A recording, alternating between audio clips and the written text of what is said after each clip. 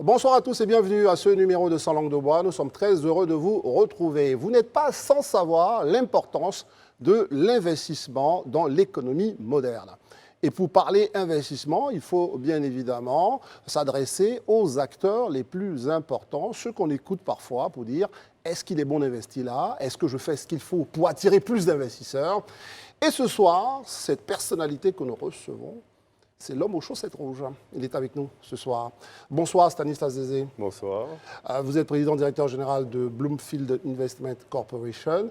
Et là, dans l'actualité, vous allez encore nous parler de cette conférence risque pays pour la Côte d'Ivoire. C'est un moment très important pour l'économie ivoirienne. Absolument.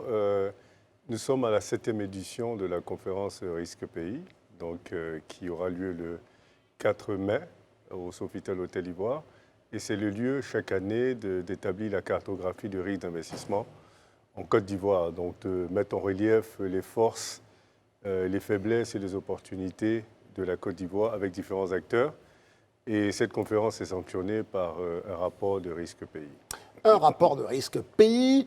Mais commençons par dire les choses dans Sans langue de bois. Mais en fait, est-ce qu'il n'y a pas une forme de consanguinité entre vous et les acteurs publics finalement, parce que vous allez venir donner une note qui peut parfois paraître une note un peu complaisante, puisque vous faites partie vous-même du système.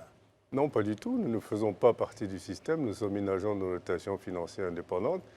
Les données que nous utilisons sont utilisées aussi par d'autres acteurs qui font les mêmes évaluations.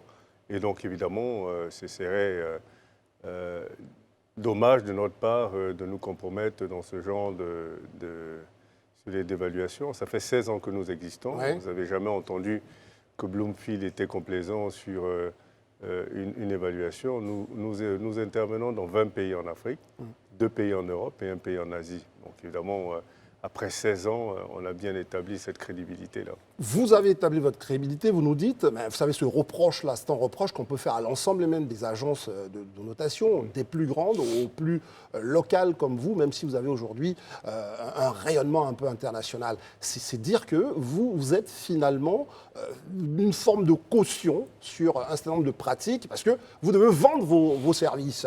Donc à quel moment vous allez froisser ceux qui commandent vos services? C'est un peu ça la question qu'on peut se poser. Je vous explique. Notre corps de métier repose sur la crédibilité. Ouais. Et vous savez, on ne peut pas tricher dans ce genre de métier, parce qu'en réalité, ça vous rattrape. Si je dis aujourd'hui que vous êtes un pays très attractif, tout va parfaitement bien, bien évidemment, les investisseurs viendront et se rendront compte que tout ne va pas bien. Et donc nous perdons notre crédibilité. Et nous ne sommes pas prêts à perdre notre crédibilité. Vous ne voulez pas perdre notre crédibilité, mais derrière, le gouvernement, là, risque pays Côte d'Ivoire, il vous dit, bah, écoutez, attention, là, mettez pas trop une mauvaise note, parce que derrière, on ne va pas acheter vos services. Enfin, je dis, la question qu'on se pose, c'est ça, cette capacité que vous avez à résister, comme diraient certains, aux puissances d'argent. Non, je vous explique en fait comment ça fonctionne. Déjà, cette conférence risque pays, c'est nous qui l'organisons, ce n'est pas le gouvernement ivoirien. Okay, il participe. Il est bon de le dire. Ouais. Ouais, il participe à la conférence risque pays, mais nous l'organisons avec le concours de partenaires qui, eux, ne sont pas évalués. Ceux qui sont évalués, celui qui est évalué, c'est le gouvernement de Côte d'Ivoire, donc qui sont juste participants. C'est extrêmement important de comprendre ça. Et même quand nous faisons les notations financières souveraines où l'entité notée, donc le pays, paye, nous arrangeons pour que les honoraires soient payés avant que le rapport ne sorte. Ah! Voilà, ce que ça veut dire que il n'y a aucune épée de Damoclès sur nos têtes. Et d'ailleurs, c'est une pratique qui fait que nous restons indépendants. Vous ne connaissez pas votre note jusqu'à ce que vous acquittez de vos honoraires. Et ensuite, vous recevez votre note. Donc évidemment, vous n'avez aucune influence sur cette note-là. Mais vous, d'une année à une autre, bon, en général, la note de la Côte d'Ivoire l'année dernière, c'était une note qui était plus ou moins bonne. Non, c'était une note qui était très bonne, mais elle venait d'une note qui n'était pas bonne. Ah, elle venait d'une note qui n'était pas bonne. C'est-à-dire qu'en réalité, l'année d'avant, la Côte d'Ivoire, d'ailleurs en 2020, la note de la Côte d'Ivoire était dégradée de 6,1 à 5,7. Et en 2021, elle a été encore dégradée à 5,6. Et elle est remontée en 2022 à 6,2. Donc ça veut dire qu'il y a des moments où les notes sont bonnes, il y a d'autres moments où les notes ne sont pas bonnes, en fonction de la performance de l'économie et la performance de l'environnement des affaires. Sortons un peu de cette polémique qui peut paraître une polémique de journaliste, mais il y a une vraie réalité aussi, c'est que quand vous baissez la note, on peut vous dire, c'est l'histoire du thermomètre, on peut vous dire, ah, mais attention, en mettant une telle note, les investisseurs auront peur. Et quand vous allez mettre aussi une note qui est un peu trop bonne, on va vous dire, mais attention, il y a d'autres éléments, la corruption, etc. Donc, comment vous gérez tout ça et comment vous travaillez à assurer, justement, à rassurer toutes les parties prenantes dans ce type Alors, nous, d'action? on ne fonctionne pas par émotion. Nous ne sommes pas à la solde de quelqu'un. Nous ne fonctionnons pas par émotion. Nous faisons une analyse qui est une analyse constructive, une analyse sérieuse, rigoureuse, et nous donnons la note qui correspond, qu'elle soit bonne ou mauvaise. Après, c'est aux acteurs de faire ce qu'il y a à faire pour améliorer la note. Ce n'est pas notre rôle de venir et donner de bonnes notes ou de mauvaises notes. Ce n'est pas ça l'objectif. L'objectif, c'est de donner la note qui correspond à l'environnement des affaires. Là, nous parlons de risque pays. Donc, évidemment, nous allons évaluer un certain nombre de paramètres, qualitatifs et quantitatifs, et nous allons sortir une note sur 10 qui correspond à l'environnement des affaires. Très bien. Si la note est catastrophique, ce n'est pas à nous de la rectifier. Nous, notre rôle, c'est de donner cette note-là, justement. C'est de donner cette note. Ouais. Alors, parlons maintenant concrètement. Là, qu'est-ce qui va se passer pour la Côte d'Ivoire d'une année à une autre? Est-ce qu'il y a des choses qui changent dans votre pratique, dans votre méthode, ou c'est une méthode quand même assez, j'allais dire, coulée dans le marbre, où il y a des choses qui changent? En réalité, c'est une méthodologie qui ne change pas nécessairement. Ceci dit, l'environnement change. Ouais. Vous pouvez avoir une bonne note et une note qui reste la même en sachant qu'il y a certains paramètres qui ont évolué positivement et d'autres négativement. Donc évidemment, c'est l'agrégation de tout ça qui donne une note qui est celle-là que nous publions. Mais la méthodologie est la même. Hein. La méthodologie est la même. L'approche que nous avons est une approche contextuelle. Donc nous avons une approche qui est un peu différente des agences internationales parce que nous évaluons la cartographie des risques des pays africains dans leur contexte. Ouais. Donc évidemment, nous avons la capacité de faire des nuances sur un certain nombre d'éléments. Nous avons la capacité de mieux comprendre dans son contexte un certain nombre d'éléments qui là, vous êtes en train d'attaquer les agences internationales, comme quoi vous êtes mieux, peut-être pour comprendre le contexte, comme vous le disiez, vous avez une analyse très contextuelle, mais c'est la question que je vous ai posée tout à l'heure. Ces agences peuvent vous reprocher d'être un peu proches, justement, des différents acteurs, des pouvoirs. Donc, c'est ça aussi qu'il faut peut-être sans doute prendre en compte. Mais c'est ce que je vous dis. D'ailleurs, la raison pour laquelle elles existent, c'est parce que justement, elles ont failli sur les évaluations en Afrique. C'est ça. Vous regardez par exemple la notation financière. Nous faisons la notation financière sur la base de la monnaie locale, pendant que les agences internationales font la notation financière sur la base des devises étrangères.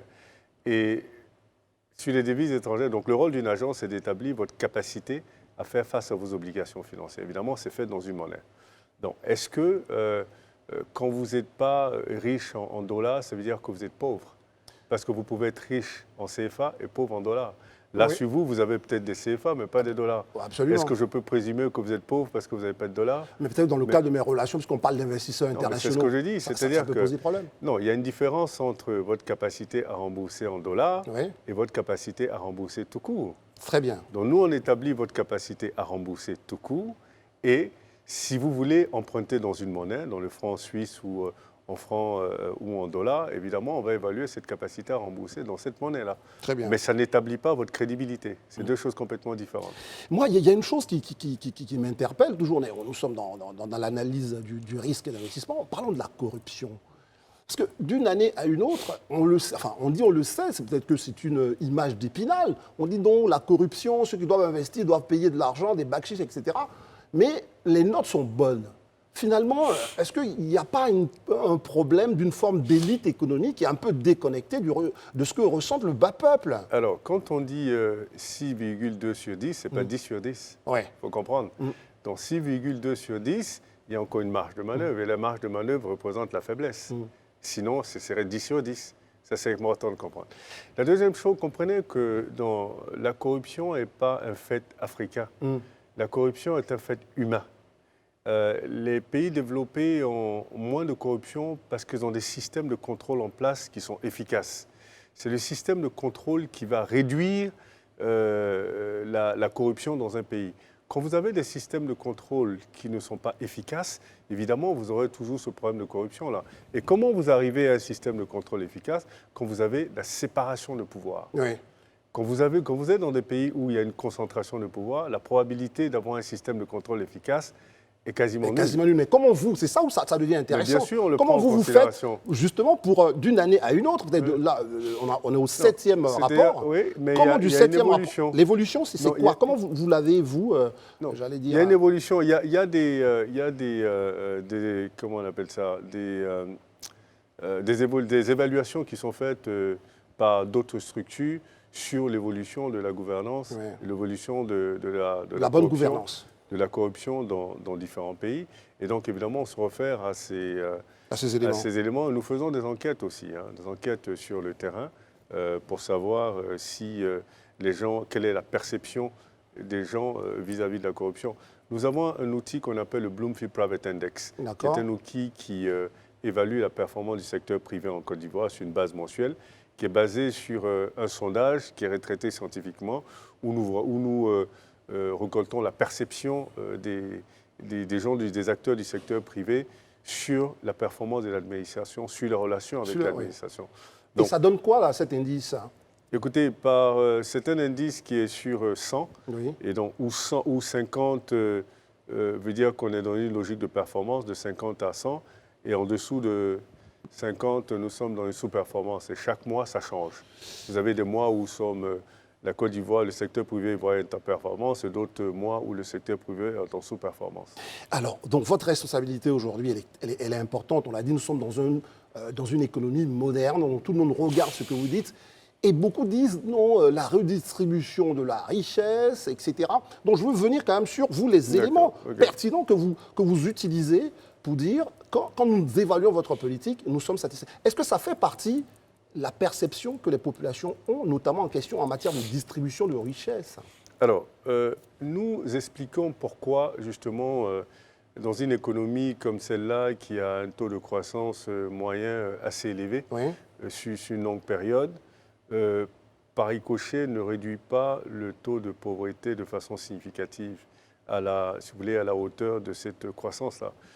Parce que, justement, regardez la configuration de l'économie. Vous avez une économie qui est en majorité composée qui est à 98% composée de PME,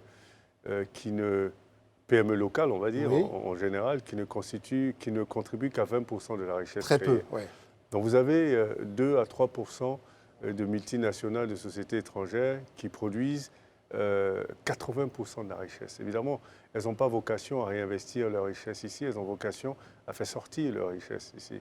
Donc, forcément, tant que vous n'avez pas les entreprises locales qui créent plus de richesse et qui retiennent la richesse ici, la redistribution ne se fera pas comme on l'entend. Très bien. Et donc, l'idée aujourd'hui, c'est de dire qu'il est extrêmement important que les pays pensent et ce pays-là d'ailleurs, à renforcer la capacité des entreprises locales de sorte qu'elles arrivent à maîtriser ou à contrôler l'économie. L'idée, ce serait d'arriver à si vous voulez, à une configuration où 60% de la richesse est créée par les entreprises locales, mais 40% par les entreprises étrangères. C'est sans doute, j'allais dire, ce qu'on observe, parce que toutes ces petites entreprises, comme vous le dites vous-même, qu'on taxe d'informels, alors qu'on sait pertinemment qu'à travers le système des mairies, à travers le système de la taxe un peu locale, ces entreprises contribuent d'une certaine façon à l'impôt, même si ce n'est pas suffisant.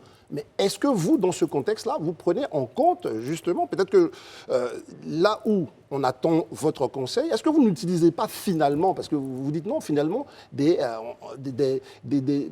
types d'observation plutôt européens, alors que vous devriez prendre en compte cette réalité économique africaine? Mais on prend en compte cette réalité économique, mais ça ne change rien. Ce sont des entreprises qui sont faibles. Donc je dis que vous les prenez en considération ou pas. Je vous ai dit tout à l'heure, 98% du tissu économique contribue à 20% de la richesse créée. Enfin, c'est une réalité. On ne peut pas inventer. C'est une réalité. Donc ce que ça veut dire, vous avez des entreprises qui sont faibles.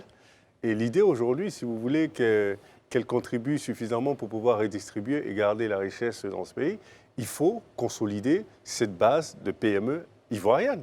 Il faut les renforcer. Il faut que, pour moi, la politique de ce pays devrait être de dire on veut que les sociétés ivoiriennes contrôlent l'économie domestique. Et quand vous dites ça, je vous dis comment on fait, parce qu'on parle d'investisseurs. Comment on fait? Oui, comment on fait, mais justement, écoutez, c'est une question de volonté. C'est important. C'est une question de volonté politique. Vous, dans tous les autres pays, comment ils font?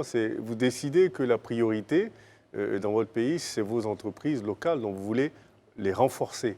Déjà, vous devez formaliser. Vous êtes sur la préférence nationale, on irait sur des choses comme ça? Non, ce n'est pas une question de... Ouais. Je ne sais pas pourquoi dans ce pays, quand on parle de renforcer les entreprises locales, tout le monde tout de suite jump sur la préférence nationale. Je suis désolé. C'est juste une question. Non, vous allez aux États-Unis, on vous dit American First. C'est ça l'essence de la nationalité. Vous allez en France, ce sont les Français, les entreprises françaises d'abord. Pourquoi ici ce serait différent? Non. Dans tous les pays, les locaux devraient être privilégiés. Ouais. Mais le privilège, c'est quoi? Il ne s'agit pas de dire on vous donne, on réserve 30%, 40% des marchés publics aux entreprises locales, mais il faut qu'elles aient la capacité d'absorber. Parce que vous pouvez leur réserver 80% si vous voulez, mais si elles sont faibles, qu'elles n'ont pas la capacité d'absorber, ça ne sert absolument à rien. L'idée, c'est d'avoir des entreprises qui soient solides. Donc, c'est de mettre en place une politique et un écosystème qui permet d'avoir des entreprises qui sont solides. Mais dans ce cas-là, on va interroger notre écosystème à la fois banquier et boursier. Est-ce que tout ça aujourd'hui est adapté à l'ambition que vous venez à l'instant d'exprimer? Parce que si la bourse est composée de sociétés avec des normes, on ne peut pas justement lancer des gros financements un peu librement comme on le ferait dans une bourse en Occident. Ça peut aussi poser problème. C'est ce que je dis, je reviens là-dessus. Ouais.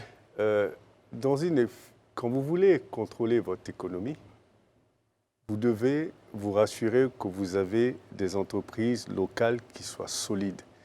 Et ces entreprises locales-là, il faut créer un écosystème autour de ces entreprises et les rendre solides.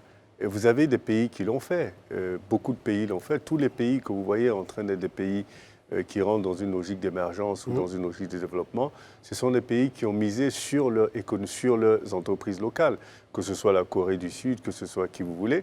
Mais c'est comme ça que ça fonctionne. C'est comme ça que ça fonctionne. Ça ne fonctionne pas autrement. Permettez-moi encore de vous interrompre un tout petit peu, mais quand vous parlez comme ça, je me rends compte que j'ai en face de moi un économiste brillant, qui est reconnu, mais qui a quelque part échoué, parce que a amené, parce que ça fait un certain nombre d'années que vous êtes là, a amené les dirigeants à prendre les bonnes décisions. Là aussi, votre responsabilité est engagée. Non. Faut qu'on reconnaisse chacun fait son métier. Je ne suis pas un policy maker, comme on dit. Je ne suis pas. Nous faisons des rapports, nous faisons des recommandations dans ces rapports, mais nous ne sommes pas ceux-là qui prenons les décisions. Mais vous les faites d'année en année, personne ne les met en œuvre. Non. Ce n'est pas qu'ils ne mettent pas en œuvre. Il y a certaines recommandations qui sont mises en œuvre. C'est un processus. Ça prend du temps. Si vous regardez... Je commence à sentir un peu de langue de bois. Non, pas du tout. Ça prend du temps. Non, c'est un processus. Développer un pays, ça ne se fait pas en un clin d'œil. C'est un processus. Maintenant, ça ne va pas suffisamment vite. Et ça, c'est ce qu'on remarque. Ça ne va pas suffisamment vite. Mais de dire que rien n'est fait, évidemment, ce n'est pas correct. Parce qu'il y a des choses qui sont faites. On a senti, on voit les différents pays dans lesquels nous travaillons, nous voyons bien une amélioration. C'est juste qu'elle n'est pas suffisamment rapide. Elle n'est pas suffisamment rapide pour que tout de suite on envoie des retombées qui permettent de renverser la tendance. Aujourd'hui, comme je vous dis, quand vous regardez ce pays par exemple, en 10 ans, le taux de pauvreté a été réduit quand même de façon substantielle, de 10 en tout points. Cas. Ouais. Ça aurait peut-être été peut-être 2 fois ce chiffre-là si les entreprises locales étaient beaucoup plus solides et que la richesse était plutôt contenue dans ce pays que rapatriée, par exemple. Oui. C'est ce que je veux dire. Mais il y a eu quand même cette réduction de pauvreté. Et ça veut dire que si les entreprises locales ici produisaient, disons, 60% de la richesse créée au lieu de 20%, peut-être qu'aujourd'hui, au lieu d'être à 39% de pauvres dans ce pays, peut-être que ce pays serait à 15% de pauvres. Ah ouais. Voilà, donc c'est ce que je veux dire.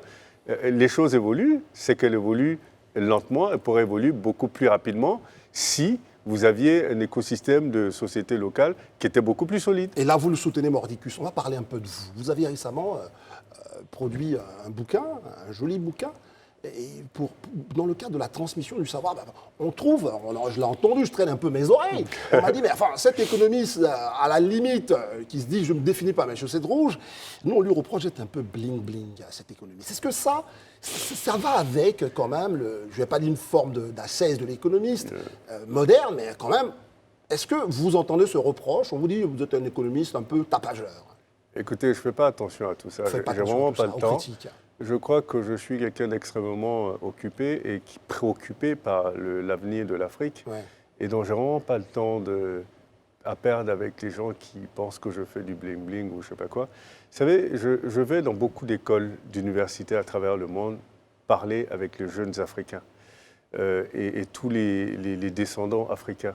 Je ne fais pas ça parce que j'ai le temps à perdre ou je ne fais pas ça parce que je n'ai pas autre chose à faire avec mon temps. C'est parce que je pense que c'est extrêmement important de comprendre que l'Afrique va se développer avec les Africains. C'est extrêmement important.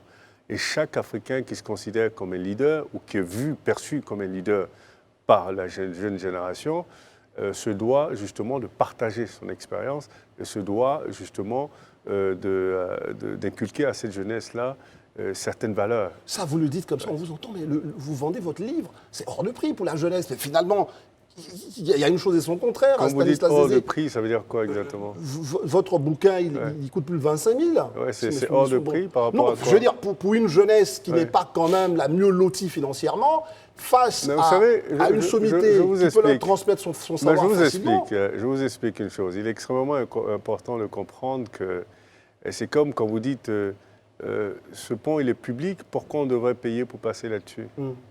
Public, ça ne veut pas dire gratuit. Vouloir passer des messages à la jeunesse, les former, ça ne veut pas dire que ça doit être gratuit. Pas du tout. Est-ce que vous avez vu la qualité du livre?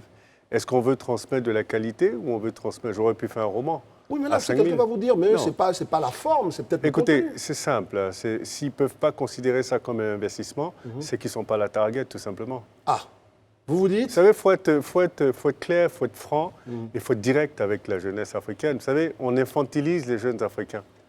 C'est ces mêmes jeunes qui vont au concert à 100 000. C'est ces mêmes jeunes qui achètent des bouteilles de champagne à 100 000. Donc, il faut qu'on soit sérieux à un moment donné. Il est extrêmement important de comprendre que investir 25 000 dans un livre qui va vous guider, si vous estimez que c'est trop cher, c'est que vous n'êtes pas la target. C'est que vous n'allez pas atteindre l'objectif. Et là, vous êtes dur. Et vous pensez qu'aujourd'hui, on a un devoir de vérité vis-à-vis de la jeunesse. Extrêmement important. Je crois qu'on infantilise trop la jeunesse. Vous savez qu'en 2030, 60% de la population africaine aura moins de 20 ans. Ce que ça veut dire? Ça veut dire que ce continent va être dirigé dans 20, 30 ans par des jeunes. Est-ce que vous voulez qu'il soit dirigé par des enfants? Non. Moi, je ne voudrais pas ça. C'est pourquoi il est extrêmement important de les responsabiliser. Et on ne peut pas être en train de mettre en place des politiques pour dire qu'on va aider les jeunes. Non, non. Il faut responsabiliser les jeunes, regarder ce que les jeunes peuvent faire eux-mêmes et les accompagner. C'est différent de les aider. Très bien. Ce sont des messages forts. Vous le dites parce que vous avez l'ambition, vous aussi, d'amener les jeunes à voir les choses différemment. On va rapidement, un court moment, on n'en a pas parlé durant cette émission, parler quand même de ce que vous faites en termes de notation, parce que récemment, j'ai vu que vous avez attribué une note, par exemple, à la mairie du Plateau, et vous continuez sur ce type d'exercice.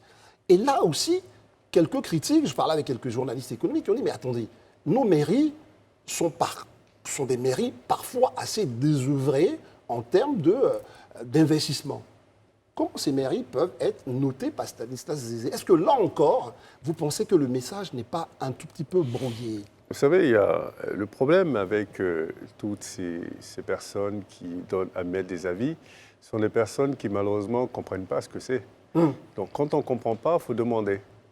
Et quand vous demandez, on vous explique. On a l'opportunité de leur répondre là, aujourd'hui, et nous aussi, en tant qu'observateurs. Quand on évalue la qualité de crédit d'une entité, on évalue sa capacité, sa volonté à faire face à ses obligations financières. Et nous allons regarder le potentiel aussi de cette entité. Quand vous regardez les notes, l'échelle à long terme a 20 crans. On part de D, donc défaut avéré, à risque extrêmement faible, 3A. Donc évidemment, quand vous regardez les notes de ces entités, vous voyez, là on vient de sortir la note de la mairie de la commune de Port-Bouët qui était à 3B-. C'est ça. Celle du plateau est à 3B. Premier, c'est risque modéré, ce n'est pas risque faible. Non, mais quand Donc, même, ce que je veux vous eux, dire, ils c'est attendent que- des subventions de l'État, ils sont là. En Oui, plus, c'est pas très sûr la façon dont ils lèvent l'impôt sur les marchés. Mais c'est pourquoi ils ne sont pas 3A, Ah. justement. Enfin, c'est ce que je dis. Stanislas c'est-à-dire Zézé a qu'il faut réponse à tout. comprendre. Mais Il faut comprendre comment ça Après, fonctionne. vous faites votre business. Non, je comprends très bien. Non, mais ce après, n'est vous faites- pas une question de business. Ouais. Il faut que vous compreniez que si vous êtes une agence de notation farfelue, vous disparaissez. Parce que vous ne pouvez pas être une agence de notation financière dont le business est basé sur la crédibilité et vendre votre âme au diable, vous disparaissez. Parce que si je dis M. Bois court plus vite que Usain Bolt, je peux le prouver par écrit. Il se lève tous les matins à 2 h du matin, il court 50 km, il boit 10 œufs. Et si on vous met sur le terrain avec Usain Bolt et qu'il vous bat 2-3 fois, je perds ma crédibilité. Absolument. Donc évidemment, si je dis que vous êtes 3A et que votre probabilité de faire face à vos obligations financières est très élevée, le jour où vous rentrez dans une obligation financière, que vous faites défaut, évidemment, ça voudra dire que j'ai raconté n'importe quoi et je perds ma crédibilité. Ça fait 16 ans que nous existons. Avez-vous déjà entendu qu'un pays ou une entité que Bloomfield a notée a fait évalué, défaut? Non. Il soutient Mordicus, vous l'avez entendu aujourd'hui dans cette édition de Sans langue de bois. Il parle avec beaucoup de flegme, même beaucoup d'assurance. Pourquoi? Parce qu'il s'est donné pour mission d'évaluer les économies africaines. Aujourd'hui, beaucoup d'économies vous font confiance. Ça fait 16 ans. Stanislas Zézé va ouvrir un autre chapitre. C'est la 7e édition de cette conférence Risque Pays pour la Côte d'Ivoire, un pays qui est en train de grandir, lui aussi à côté. Aujourd'hui, pour terminer là-dessus, dernière question. D'une année à une autre, est-ce que vous pensez que la Côte d'Ivoire peut basculer dans un risque, avec ce que vous avez observé, sans dévoiler tout? Est-ce que vous pensez que ça, c'est possible économiquement de basculer comme ça dans un risque beaucoup plus sévère? Je crois que ce soit la Côte d'Ivoire ou les autres pays africains, la structure de l'économie fait qu'elles sont, c'est vrai qu'elles sont résilientes, mais à court terme. À long terme, elles pourraient basculer si vous voulez, dans une situation difficile s'il y a des crises qui perdurent pendant longtemps. Et je crois qu'aujourd'hui, la Côte d'Ivoire et d'autres pays africains ont compris l'importance justement de développer cette résilience-là à travers la transformation de leur économie. Et c'est cette transformation-là qui va consolider cette résilience-là et la transformer en une résilience qui soit une résilience soutenable. Pour l'instant, ce sont des pays qui sont soutenables, enfin qui sont résilients parce que performants économiquement. Voilà. Mais cette performance est basée sur la configuration que je vous ai donnée, basée sur la configuration de la force des entreprises multinationales qui sont dans leur écosystème.